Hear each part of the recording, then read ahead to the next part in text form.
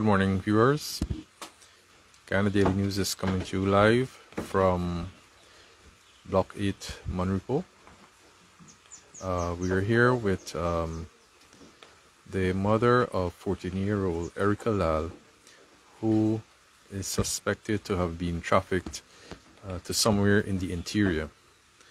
We will speak with the mother. She would like to get her story out and what has happened since, and what the authorities are currently doing and the form of assistance that is currently being provided. So we will talk with the mother. She will provide you with the full details as to what really transpired. Good morning, ma'am. Can you state your name? Good morning. My name is Hilda Beaton, also known as Priya. My daughter is 14 years old. Her name is Ericia Lall. She has been missing since Tuesday, and from my knowledge that I know, she normally does dwell with two Amerindian girls by the name of Shelly and Kavita James from at the back of my village. Anyway, on Tuesday around 12 something, like 12:35 or stuff, she came home and she told me that she was hungry, and I told her there's food in the pot to go and eat. But I didn't get to eat my food, so she asked me for my food, so I told her to take it. Anyway, she ate the food and she left. So I asked her where she's going, and she told me that she's going to line with Shelly them. I said, okay. I know normally that she goes to the garden and helps her grandfather, which is located at Good Hope, but by 5:30 should usually be home. So I know she didn't have to go to the garden that day because she asked me if her grandfather called, and I told her he called and he said that he wasn't going to the garden. So there was no need for her to go there today. So when she said that she was going to line with Sheldon, I said, okay.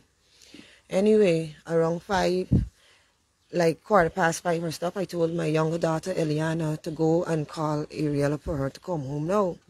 When my daughter left and went there, she came back and said that, Mommy, Ari in there. So I was like, how's she in there? Right? So she said, no Ari in there. So I asked her, I said, where's Shelly and Gavita? They're not at home, they gone out somewhere or anything. She said, Mommy, me no. Anyway, I left the house now, starting to get worried because I wanted to search for her over by my mom or other places. While I was walking out, the girl's stepfather and their mother came with their two younger children and asked me if I find Erica. So I said no, that I thought she was with Shelly them, that where Shelly and Gavita gone. They didn't answer me.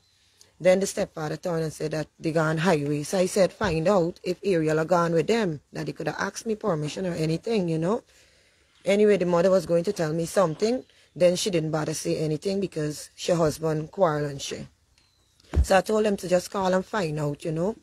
Anyway, they said that no, that they didn't believe Erica gone with them girls. I didn't have a problem because I wanted to form my own search party. I end up and left with a bicycle to look for my daughter. I checked whole night, everywhere that you could think about. I checked everywhere. I didn't find my daughter. In the morning, I went back to them because they were calling me too during the night to find out if I found her.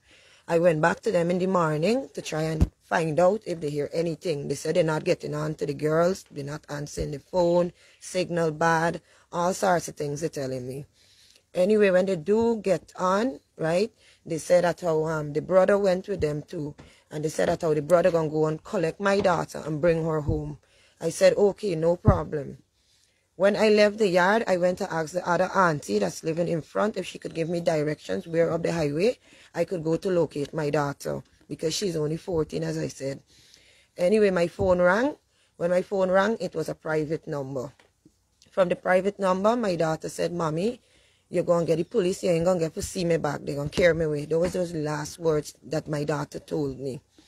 Anyway, I started getting more and more worried. And me and a cousin, right, I went home and I started to get ready to go to make the report at the station because it was past the 24 hours time to my period.